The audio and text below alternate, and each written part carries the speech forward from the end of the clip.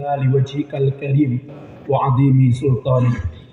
Yang kami hormati dan yang kami muliakan, beliau Bapak Siddiq yang mudah-mudahan dimuliakan oleh Allah Subhanahu wa taala.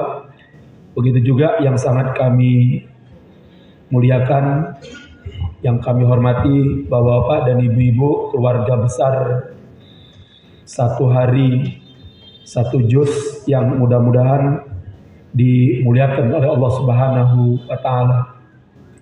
Alhamdulillah, pada sore hari ini, di sore hari ke-18 daripada bulan Ramadan, Allah perkenankan kita untuk bisa bermuwajahah, saling bersilaturahim di tempat yang baik ini, sambil menjelang menunggu waktu kita iftar. Dan tadi kita sudah mendengarkan qiraatul Quran dari bapak-bapak dan ibu-ibu sekalian. Dan ini merupakan salah satu tradisi yang seyogyanya harus kita hidupkan, ya. Tradisi membaca Al-Quran sehari 1 juz ini kedepannya harus menjadi tradisi, ya. Kalau bahasa pemerintah hari ini harus menjadi kearifan lokal, ya. Ini sudah harus kita gemakan, harus kita suarakan. Bapak dan ibu-ibu yang hari ini bergabung di SSJ, tentunya kedepannya sangat kita harapkan membuka cabang-cabang SSJ di tempat-tempat panjenengan masing-masing, ya. Sehingga jamaah SSJ ini tidak hanya kita saja, tapi juga bisa tersebar ke seluruh wilayah yang ada di Indonesia ini. Dan ini bukanlah pekerjaan yang sulit, pekerjaan yang mudah, tidak. Ini pekerjaan atau ibadah yang keistiqomahannya tidaklah gampang. Ini baru membaca, belum lagi tradisi kita menulis Al-Quran. Kalau menghatamkan Al-Quran, saya yakin bahwa bapak dan ibu-ibu yang bergabung dalam keluarga besar SSJ, saya yakin insya Allah sudah banyak di antara kita yang pernah menghatamkan bacaan Al-Quran kita. Namun mungkin belum pernah ada di antara kita yang pernah menghatamkan menulis Al-Quran. Kalau membaca, insya Allah kita sudah sering menghatamkannya Bapak Ibu sekalian. Tapi kalau untuk menulisnya, ini tradisi yang juga perlu untuk kita hidupkan. Karena berapa banyak umat Islam yang sampai hari ini itu belum bisa menuliskan huruf-huruf hijaiyah. Jangankan menuliskan Al-Qur'annya, bahkan untuk menulis huruf-huruf hijaiyahnya pun mayoritas umat Islam hari ini belum bisa. Banyak yang belum mampu untuk melakukannya. Menuliskan huruf alif, huruf ba, ta, sa, jim, ha, kho, dal, sampai ya. Itu pun masih banyak umat Islam yang belum bisa melakukannya. Apalagi kalau kemudian dituntut untuk menuliskan huruf-huruf Al-Quran itu. Makanya tidaklah heran ketika penulis wahyu Rasulullah Sallallahu Alaihi Wasallam yang bernama sahabat Zaid bin Sabit diperintahkan oleh sahabat Abu Bakar, ya.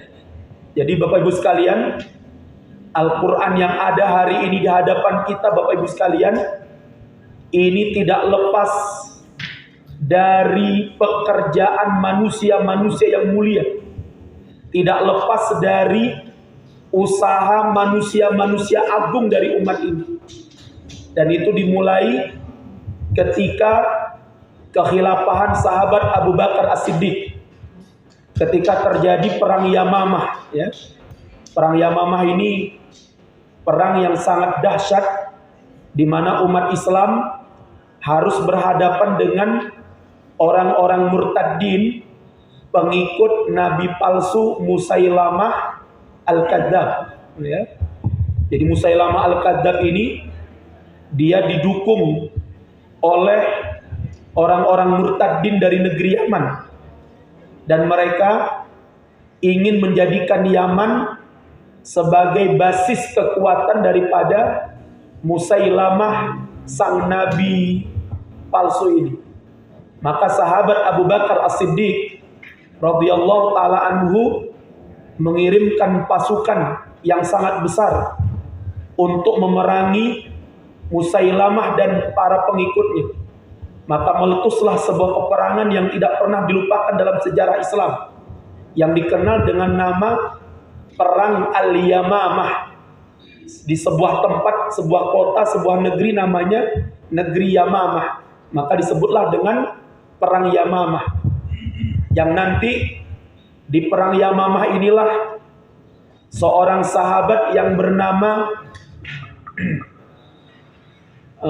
seorang sahabat yang dulu dia adalah ketika kafirnya, dia adalah orang yang telah membunuh sahabat Hamzah bin Abdul Muthalib, paman daripada Rasulullah Sallallahu Alaihi Wasallam, ya.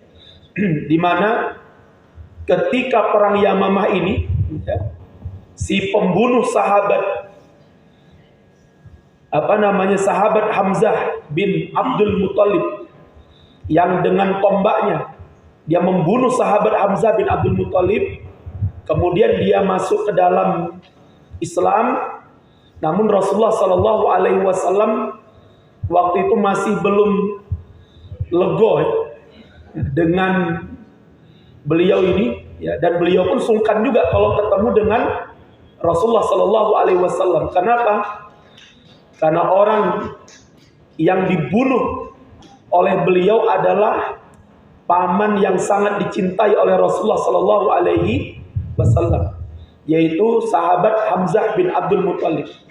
Maka Bapak Ibu sekalian yang mudah-mudahan dimuliakan oleh Allah Subhanahu Wa Taala, nanti di perang Yamamah ini beliaulah yang membunuh Musailamah Al-Kadzab, yang setelahnya beliau kemudian tidur di malam hari dan bermimpi ketemu dengan Rasulullah Sallallahu Alaihi Wasallam, dan kemudian Rasulullah Sallallahu Alaihi Wasallam tersenyum kepada beliau. Barulah ketika itu beliau merasa bahwa Rasulullah Sallallahu Alaihi Wasallam telah ridho kepadanya, karena telah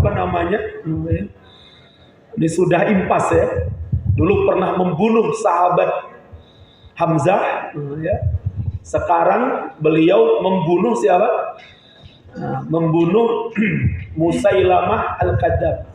Yang dalam peperangan Yamamah ini, di dalam sejarah dituliskan ada 70 sahabat Nabi penghafal Al-Quran yang syahid di dalam perang Yamamah.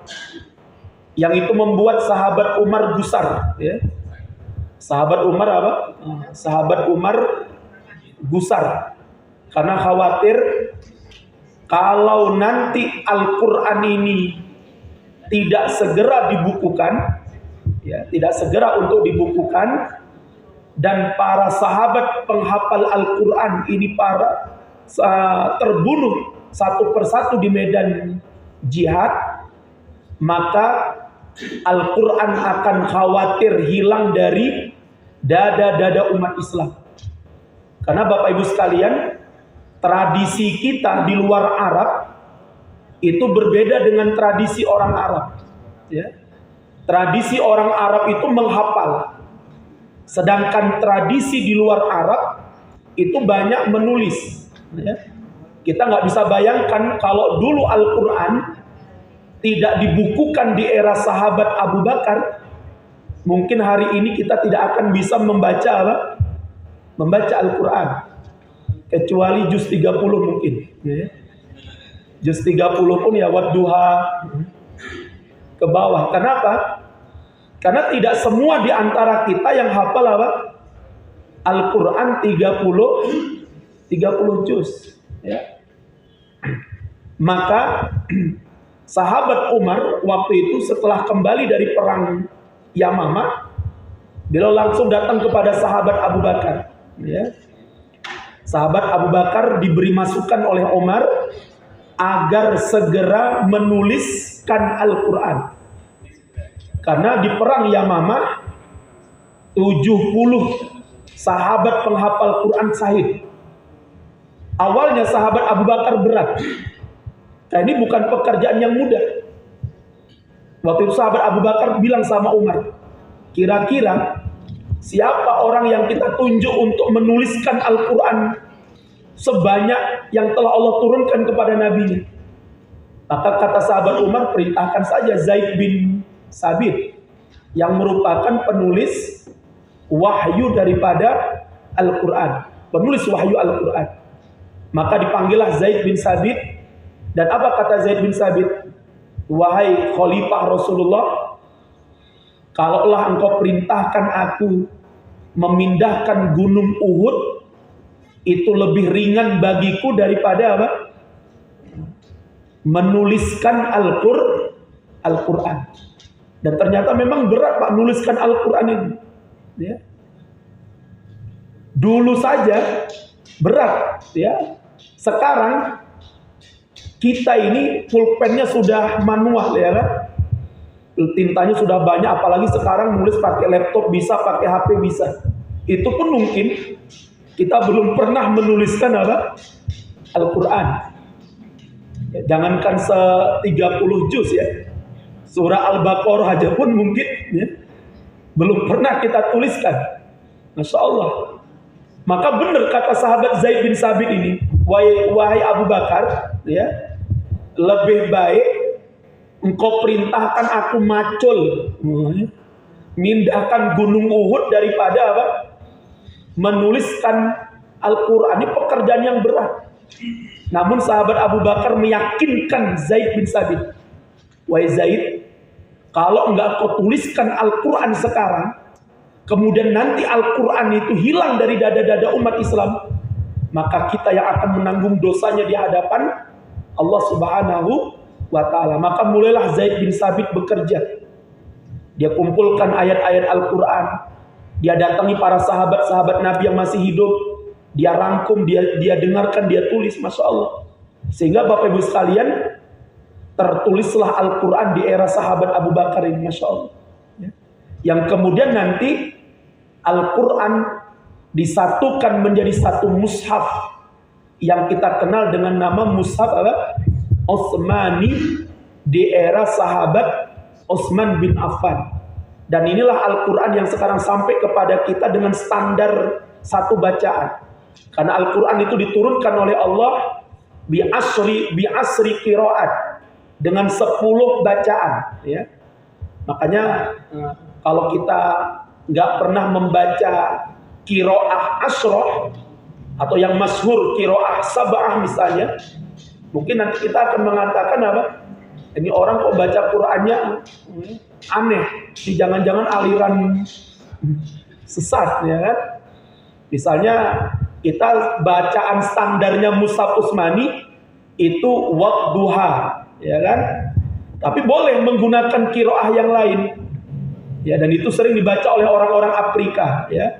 Wadduhe, wal laili idza saje, ma wadda'aka rabbuka wa ma qole. Lah kalau kita nggak pernah belajar, kemudian ada imam di tempat jenengan baca seperti itu, jenengan, nah ini kok mainkan surat ad-duha ya, masa wadduhe wal laili idza saje, ma wadda'aka rabbuka wa ma qole. walal akhiratu khairul laka minal ule. Wah ini sesat ini nih. Laporkan ya. Padahal kita yang enggak, yang belum tahu lah. Maka bagus sekalian, oleh sebab itulah sahabat Utsman kemudian menyetandarkan qiraat itu. Karena waktu itu qiraatnya ada 10 dan mushaf itu banyak ya. Ada mushaf yang ditulis oleh Abdullah bin Mas'ud, ada mushaf yang ditulis oleh sahabat Ali, ada mushaf yang ditulis oleh Ubay bin Ka'ab, dan ada beberapa mushaf yang lainnya. Karenanya distandarkan oleh sahabat Utsman. Maka jadilah yang kemudian kita kenal dengan apa? Mushaf Utsmani. Itu pun kata para ulama salaf yang fokus mengkaji tentang Al-Quran, mushaf Utsmani pada awal mulanya itu belum ada titiknya, belum ada harokatnya, dan belum ada tasdidnya. Bayangkan Bapak Ibu sekalian, kalau Al-Quran mushaf Utsmani yang asli sampai kepada kita, kira-kira bisa baca betul? Ya, kita nggak bisa baca.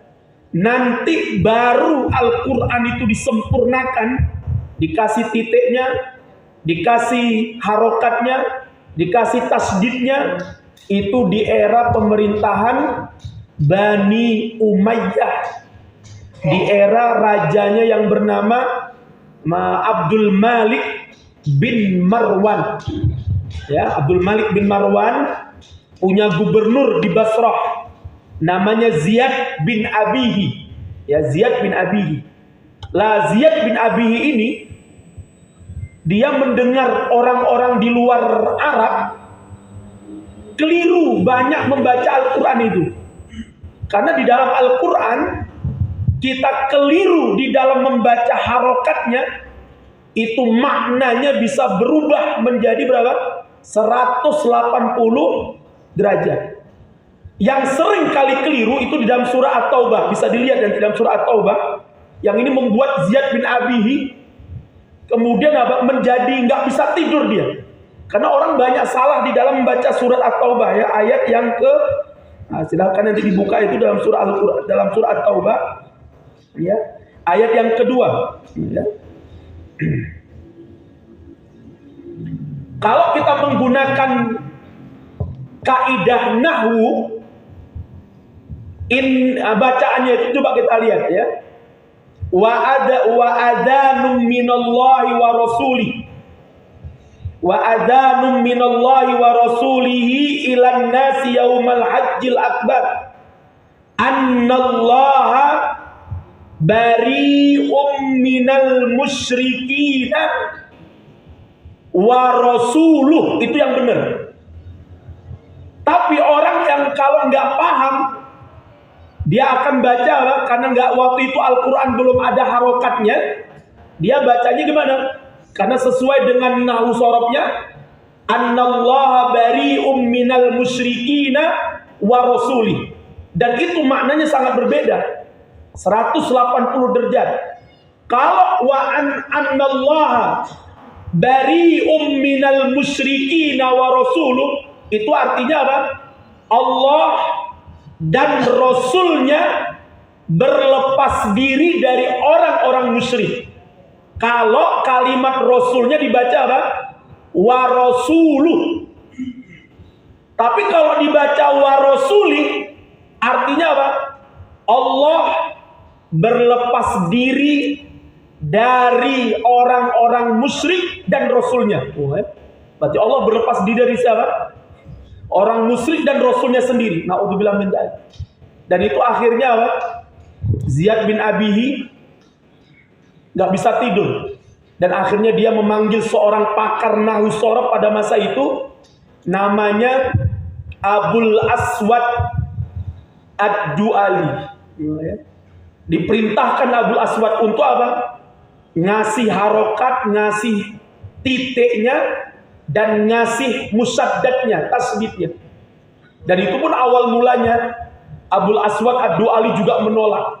Tapi apa? Tapi karena dipahamkan kepadanya, wahai Abul Aswad, kalau kita orang Arab bisa baca Al-Quran tanpa titik, tanpa harokat, tanpa tasdid, karena ini bahasa kita. Jadi coba Anda bayangkan umat Islam yang ada di Eropa sana, umat Islam yang ada di Afrika sana. Mereka nggak paham bahasa Arab, mereka nggak ngerti Arab. Kemudian kalau mereka salah di dalam membaca Al-Quran ini, maka dosanya ada pada diri kita nanti di hari kiamat. Akhirnya Abul Aswad Ad-Du'ali mulai mengerjakan pekerjaan yang sangat mulia ini, dan ini pekerjaan yang berat. Lah makanya Bapak Ibu sekalian, sekarang pun Al-Quran sudah sampai ke tangan kita dengan sempurna pun, masih banyak umat Islam yang belum mau membaca Al-Quran. Maka bersyukurlah kita kepada Allah, Bapak Ibu sekalian. Mudah-mudahan kita termasuk ahlullah, keluarganya Allah Subhanahu wa Ta'ala, yang kita hari ini dipilih oleh Allah Subhanahu wa Ta'ala untuk membiasakan hidup kita dengan membaca Al-Quran, yang kita harapkan nanti syafaat Al-Quran ini datang pada hari kiamat kepada diri kita. Dan dulu pernah saya sampaikan ya, ada satu syafaat di dalam Al-Quran yang kata Rasulullah apa? Itu fadilah dari surat Al-Baqarah dan surat Ali Imran ya. Rasulullah menyebutkan apa? Surat Al-Baqarah dan surat Ali Imran ini disebut oleh Rasulullah sebagai surat apa? Az-Zahrawani. Masih ingat ya? Az-Zahrawani ya. Kalau surat Al-Falaq dan An-Nas disebut dengan apa? Al-Mu'awwidatani atau Al-Mu'awwidataini. Tapi kalau surat Al-Baqarah dan Ali Imran disebut oleh Rasulullah dengan kalimat Az-Zahrawani, di mana Rasulullah mengatakan apa? Iqra'uz Zahrawaini, kata Rasulullah. Bacalah oleh kalian dua surat di dalam Al-Quran yang diberi nama oleh Rasulullah dengan Az-Zahrawaini, yaitu Ali Imran dan Al-Baqarah. Kenapa kata Rasulullah? Karena dua surat ini nanti pada hari kiamat akan datang kepada ahlinya. Mudah-mudahan kita termasuk ahlinya semua, amin ya rabbal alamin. Dalam bentuk apa kata Rasulullah? Dalam bentuk dua gumpalan awan yang sangat tebal di hari kiamat, yang akan melindungi ahlinya dari panasnya matahari ketika kita berdiri di padang mahsyar.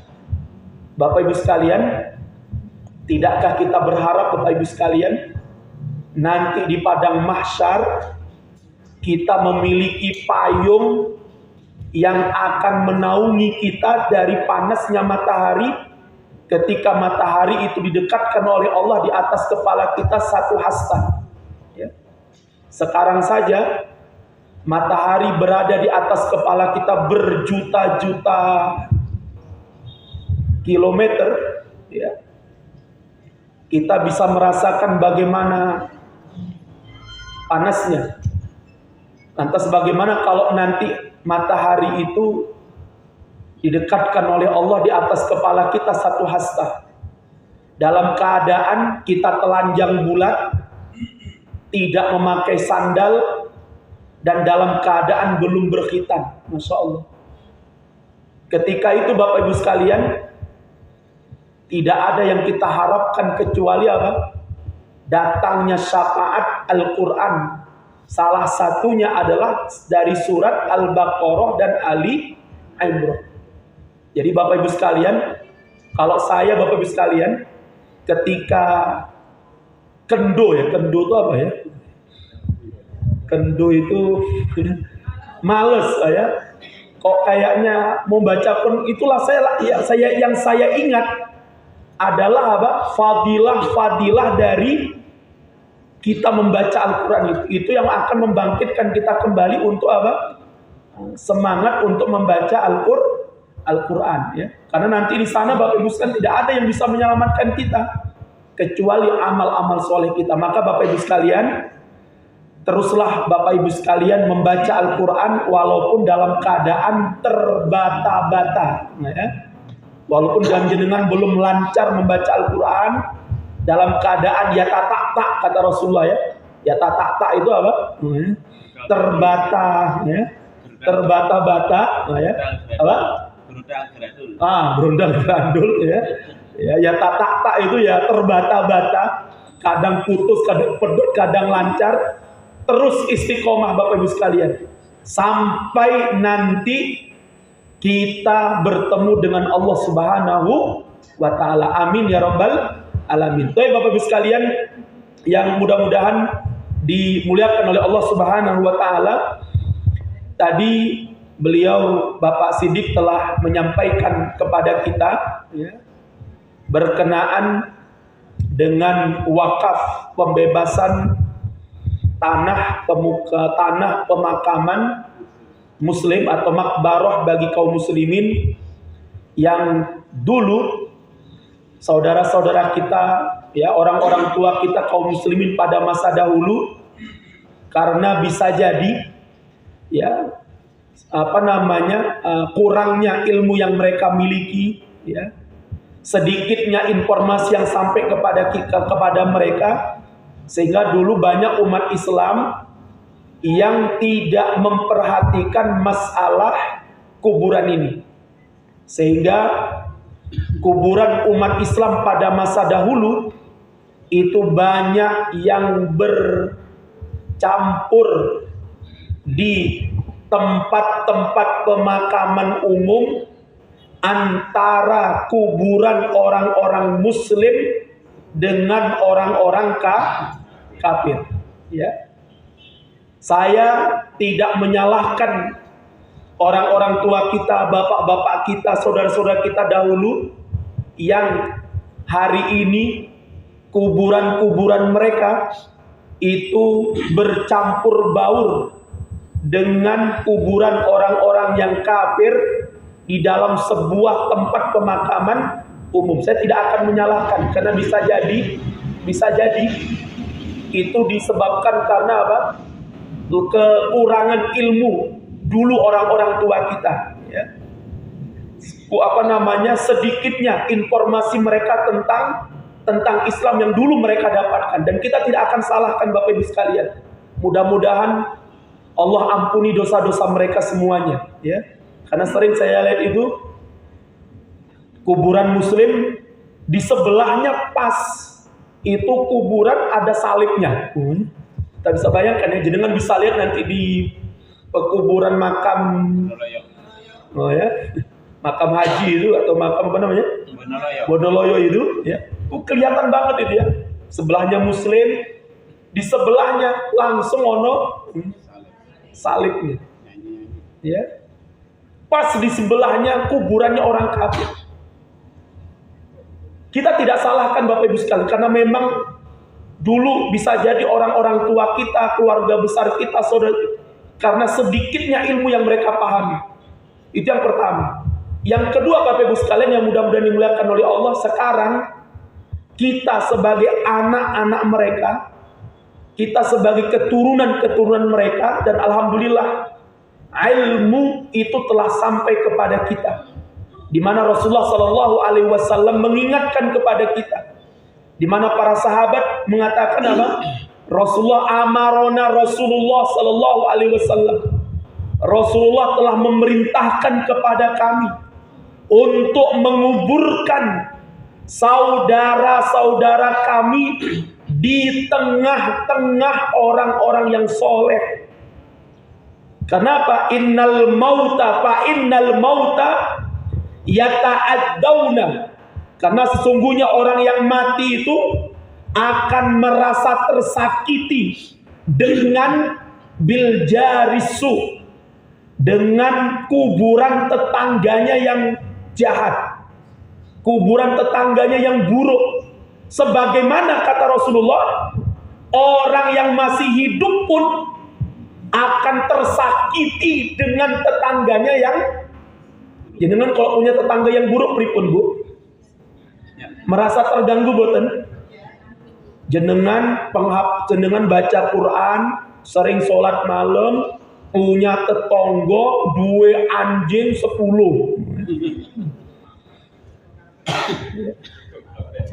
Gunggu kabeh.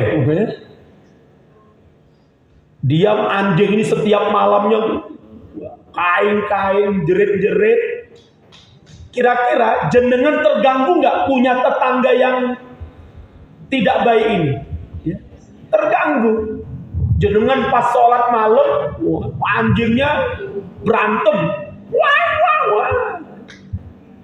Maka kata Rasulullah, sebagaimana orang hidup itu terganggu karena memiliki tetangga yang buruk, tetangga yang jelek, tetangga yang tidak baik, maka Rasulullah mengatakan apa?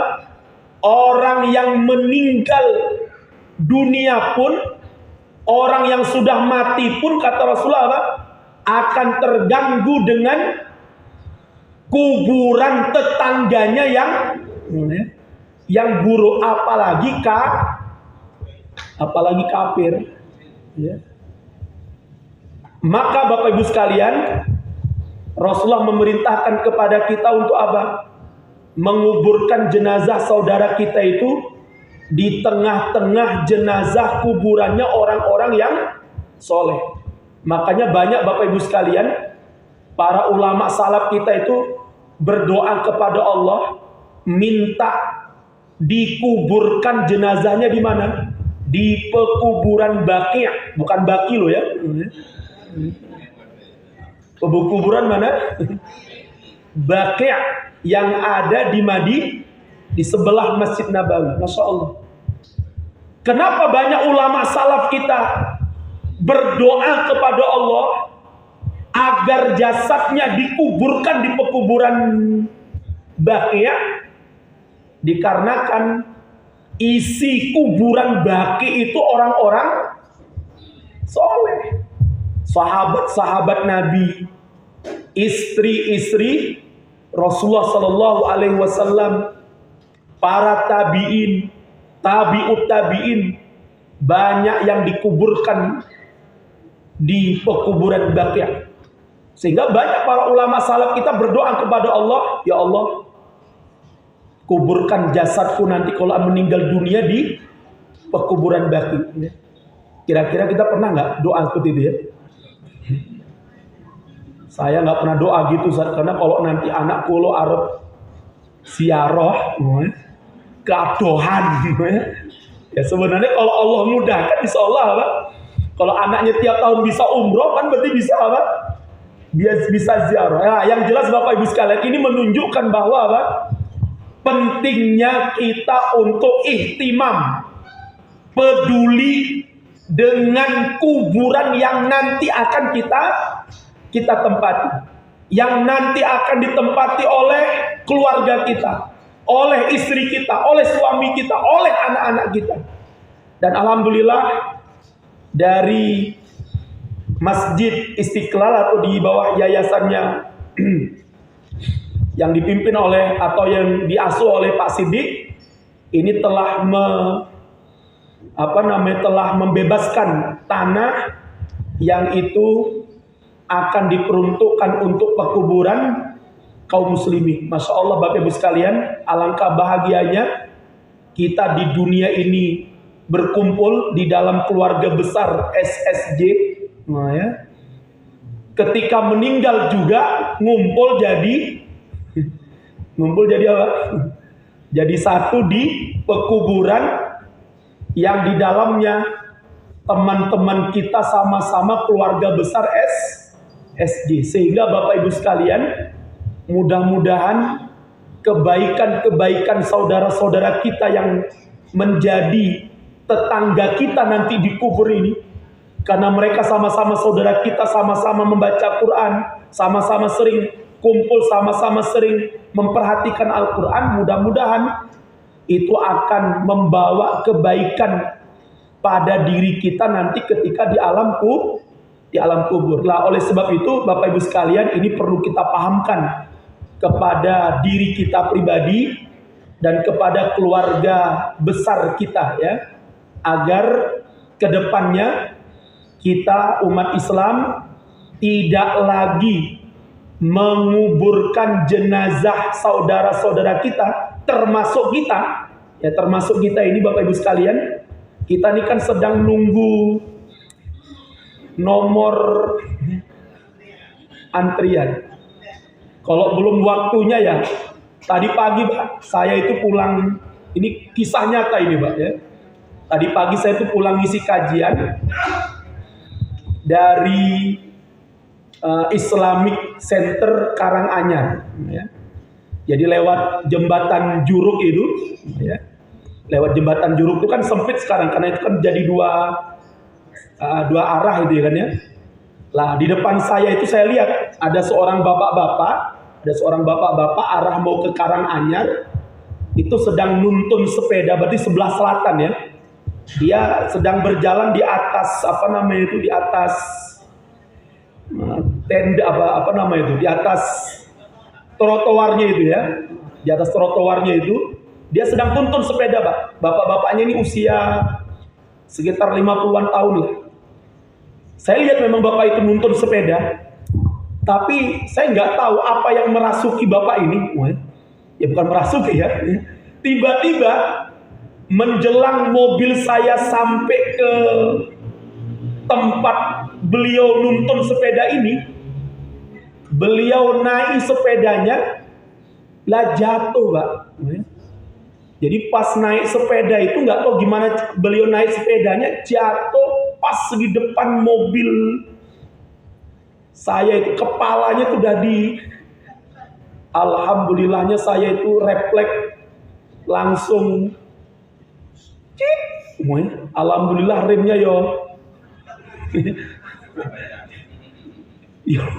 ya macet Pak. Saya sudah astagfirullah, ini kalau kepalanya alhamdulillah saya sebelum turun ya kan banyak orang turun kan, bapaknya udah langsung bisa berdiri. Alhamdulillah, saya nggak bisa bayangkan ya kalau mobil saya tadi itu saya nggak ngerem, kepalanya kemudian la haula wala quwata illa billah. Jadi Bapak Ibu sekalian, kematian itu kalau belum waktunya ya, dan kita pun nggak boleh mendoakan orang segera mati juga nggak boleh ya. Walaupun sudah dalam keadaan yang sakit parah sekalipun, doanya bukan ya Allah cepat matikan aja ya Allah, enggak ya. Doanya itu kata Rasulullah apa? Allahumma ahyihi in kanatil hayatu khairon laha ya, wa tawaffihi in kanatil wafatu khairon lah. Jadi kalau ada orang Bapak Ibu sekalian sudah sakit betul-betul parah, doanya ya Allah sembuhkanlah kalau memang kesembuhan itu terbaik bagi dirinya, atau wafatkanlah ya Allah kalau kewafatan itu adalah yang terbaik baginya. Itu doanya ya. Jadi nggak boleh doanya apa? Ya Allah, cabut wae nyawanya ya Allah ya. Wis biar aku ora mumet, nggak kayak gitu doanya ya. Kenapa Bapak sekalian? Karena kematian itu berarti apa?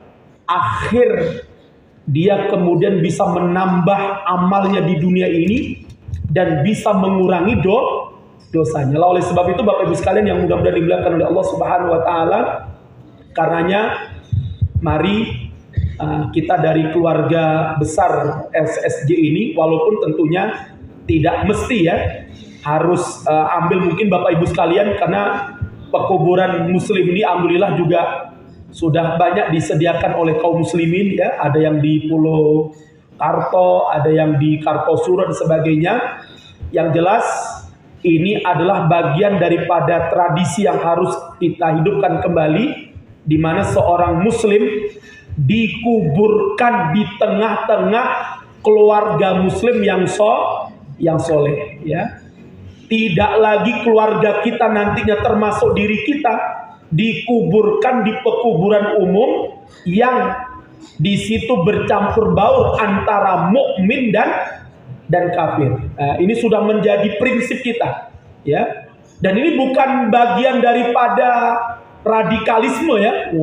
Wah, ini orang Islam udah mulai radikal ini. Kuburan wae wis arep misah. Itu ini bukan radikal. Ini syariat Allah. Ini syariat Rasulnya. Ini menjadi kesepakatan seluruh ulama, kecuali kalau dalam keadaan apa? Kecuali kalau dalam keadaan darurat. Ya, dalam keadaan darurat misalnya ya, ada saudara-saudara kita yang meninggal dunia di Bali misalnya. Oh, di Bali jangankan bisa memiliki pekuburan muslim Pak di Bali. Untuk mendapatkan akses bisa membangun masjid di Bali itu pun butuh waktu, usaha yang sangat keras ya untuk memiliki masjid loh ya. Apalagi untuk memiliki pemakaman atau pekuburan muslim. Sehingga umat Islam yang ada di Bali sana, mereka kalau meninggal dunia ya dikuburkan di tempat pemakaman pemakaman umum. Lah ini karena mungkin darurat. Lah adapun kita sekarang di Solo ini Bapak Ibu sekalian, alhamdulillah ya, kita tidak dipersulit. Kita alhamdulillah tidak dipermasalahkan membuat kuburan khusus untuk kaum muslimin. Dan ini tentunya harus kita upayakan. Dan yang selanjutnya Bapak Ibu sekalian, kalau ada di antara panjenengan, Ustadz, saya sudah punya kuburan sendiri muslim, ya sudah ikut di sana. Bagaimana kalau saya di sini hanya sekedar ikut berwakaf saja? Maka Bapak Ibu sekalian, berarti wakaf jenengan di tempat itu menjadi wakaf abadi sampai kapan nanti? Sampai datangnya hari kiamat. Artinya Bapak Ibu sekalian, selama tanah itu ditempati oleh seorang muslim yang dia dikuburkan di situ dan itu daripada wakaf panjenengan semuanya, maka insya Allah wakaf itu akan terus mengalir kepada bapak-bapak dan ibu-ibu sekalian. Karenanya oleh sebab itu mari kita usahakan dan mari kita upayakan untuk membebaskan tanah ini. Walaupun mungkin nanti jenengan gak dikuburkan di situ, tapi yakinlah setiap rupiah yang Bapak infakkan untuk pembebasan tanah wakaf muslim ini, mudah-mudahan itu menjadi pahala yang nanti mengalir kepada Bapak Ibu sekalian insya Allah. Walaupun saya juga sering mengingatkan kepada para pengurus pemakaman muslim ini untuk betul-betul diurus secara baik ya. Karena kemarin saya dapat informasi juga ada sebuah pemakaman muslim yang setiap kali ada orang yang mau dikuburkan di situ dipungut biaya yang sangat tinggi sekali, ya.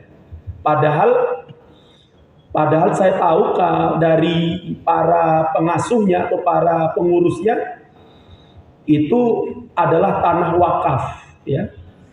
Tanah wakaf, tapi setiap ada orang yang mau dikuburkan di situ diminta dengan pungut biaya yang sangat tinggi sekali. Padahal ada di sana yang akan dikuburkan di situ orang-orang yang nggak mampu, ya. Orang-orang yang nggak bisa bayar, misalnya satu jenazah misalnya 3,5 juta misalnya, ya. Nah orang ini nggak mampu ya. Sampai waktu itu hampir saja sama keluarganya mau dibawa ke TPU ya. Wah ternyata ya podoai. Ternyata Arab dikuburkan di pemakaman muslim yo ternyata yo nyekek ya. Nah, alhamdulillah kemudian diketahui oleh salah satu jamaah dan kemudian bilang sama pengurusnya, sudah makamkan dia di situ, saya yang akan nanggung biayanya. Lah ini tentunya Bapak Ibu sekalian, ini tentunya kalau bisa ya jangan sampai terjadi ya. Ada seorang muslim meninggal dunia, keluarganya pingin ya jenazahnya dikuburkan di pemakaman muslim, tapi sama pengurusnya dijalui ya, duit yang tinggi yang dia nggak mampu. Kalau mampu itu nggak masalah. Kalau nggak mampu kan seharusnya ya monggo Pak dikuburkan, jenengan mampu bayar berapa silahkan, kan gitu kan lebih. Ya, kalau kemudian gara-gara itu dia nggak bisa bayar, kemudian dia bawa ke pemakaman umum yang situ bercampur, siapa yang berdosa? Pada tanah itu tanah wakaf. Lah ini Bapak Ibu sekalian, itu yang pertama ya. Yang kedua, saya juga dapat informasi ya, dari hasil uang ini, uangnya para mayit ini, para mayit ya, uangnya ashabul ahlul mayit ini, itu ternyata juga ada yang naudzubillah min dzalik ya, yang tega mengkorupsinya ya. Dalam setahun, karena dia ini pemegang uang, itu diperkirakan ada sekian puluh jenazah yang dikuburkan di situ. Di akhir tahun sama pengurus yang lain diminta laporan duitnya mana, berapa puluh jenazah yang sudah yang dikuburkan di situ, uangnya mana? Itu si pemegang uang nggak bisa mempertanggungjawabkannya. Ya Allah ya, sampai tega-teganya mengkorupsi uang kuburan ya.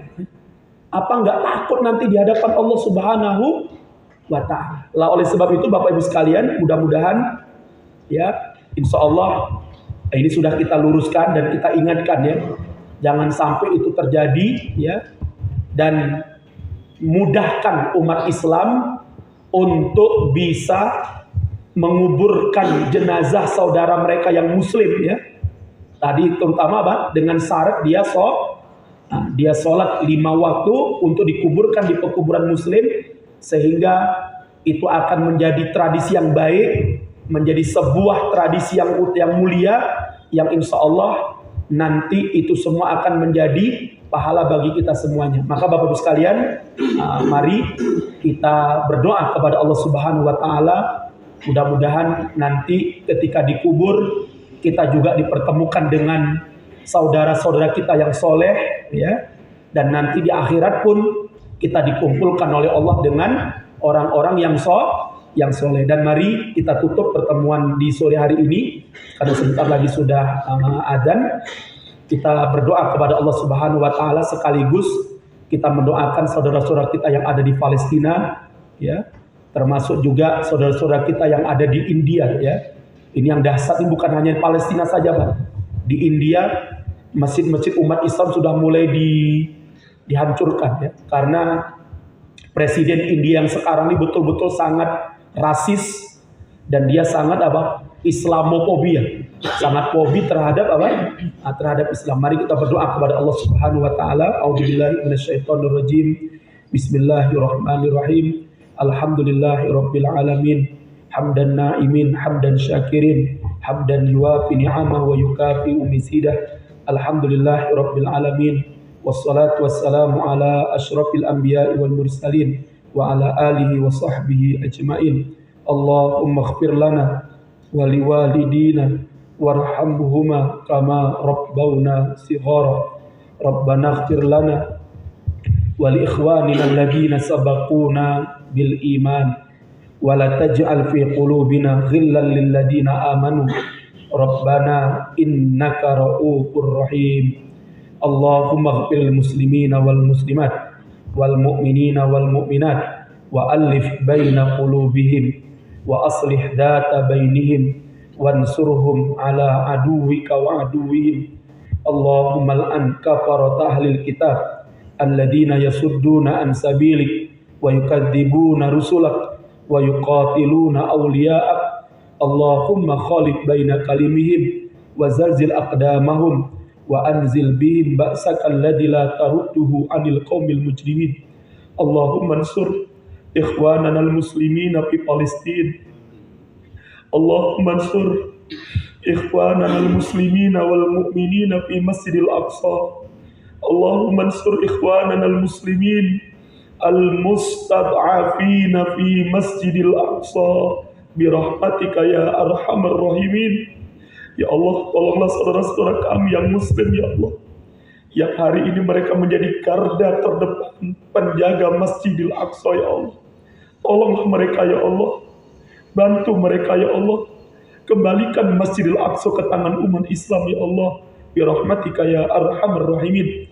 Allahumma ansur ikhwanana al-muslimina fi Suriah wa fil Iraq wa fil Afghan wa fi Hindi birahmatika ya arhamar rahimin.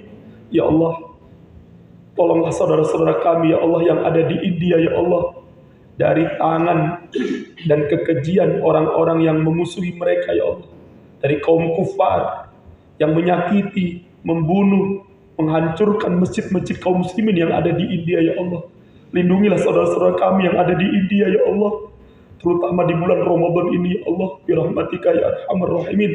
Allahumma ansur ikhwanana al-muslimina fi Uighur, fi Rohingya, wa khassatan fi hadhil baldata Indonesia ya rabbal alamin, birahmatika ya arhamar rahimin. Rabbana dhalamna anfusana wa illam taghfir lana wa tarhamna lanakunanna minal khasirin. Rabbana atina fid dunya hasanah wa fil akhirati hasanah wa qina adzabannar wa qina adzabannar wa qina adzabannar. Ya Allah ya Tuhan kami, berkahilah hidup kami dengan Al-Qur'an ya Allah. Ya Allah, berkahilah hidup anak keturunan kami dengan Al-Qur'an ya Allah. Ya Allah ya Tuhan kami, berkahilah rumah kami ya Allah, tempat tinggal kami dengan Al-Qur'an ya Allah. Ya Allah, terangilah kuburan-kuburan kami nanti ya Allah. Luaskanlah kuburan-kuburan kami nanti ya Allah, karena syafaat Al-Qur'an ya Allah. Birahmatika ya arhamar rahimin, birahmatika ya arhamar rahimin. Ya Allah, jadikanlah hidup kami bersama Al-Qur'an ya Allah, sampai ajal menjemput kami ya Allah. Birahmatika ya arhamar rahimin. Ya Allah ya Tuhan kami, mudahkanlah ya Allah lisan-lisan kami untuk mengucapkan ayat demi ayat dalam Al-Qur'an kitab suci-Mu ya Allah. Birahmatika ya arhamar rahimin ya rabbal alamin. Rabbana atina fid dunya hasanah wa fil akhirati hasanah wa qina adzabannar. Subhana rabbika rabbil izzati amma yasifun wa salamun alal mursalin walhamdulillahi rabbil alamin. Billahi taufiq wal hidayah. Assalamualaikum warahmatullahi wabarakatuh.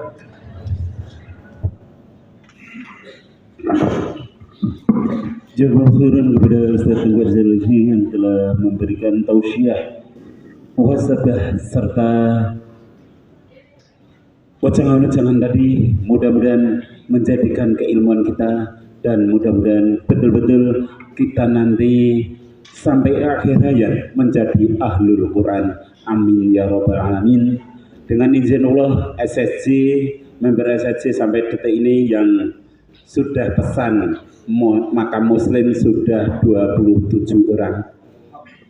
Ya, jadi monggo yang belum bisa, agar kita nanti disatukan di situ ya, di alam al-barok. Kita khusus, ini saya khususkan SSD, qadarullah yang ngurusi makam adalah saya, maka saya tempatkan di depan pintu gerbang.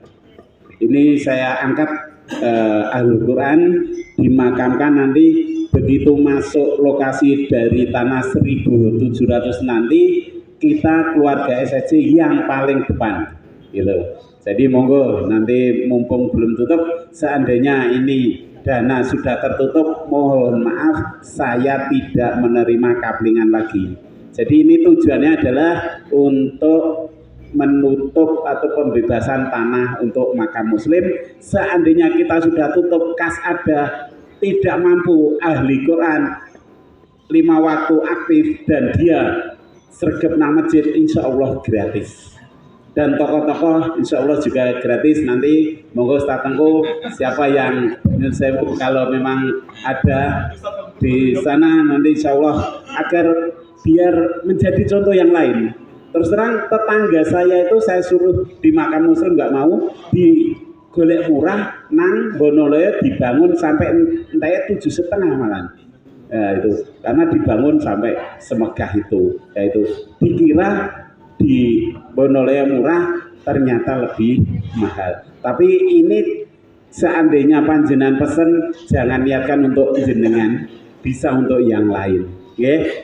Ya mudah-mudahan kita betul-betul dikumpulkan oleh Allah di Jannatul Firdaus. Amin ya rabbal alamin. Setelah itu ini sudah azan, monggo tadi udah doa, mungkin mau doa sendiri-sendiri, kami persilahkan. Bagi ibu-ibu mungkin bisa bantu untuk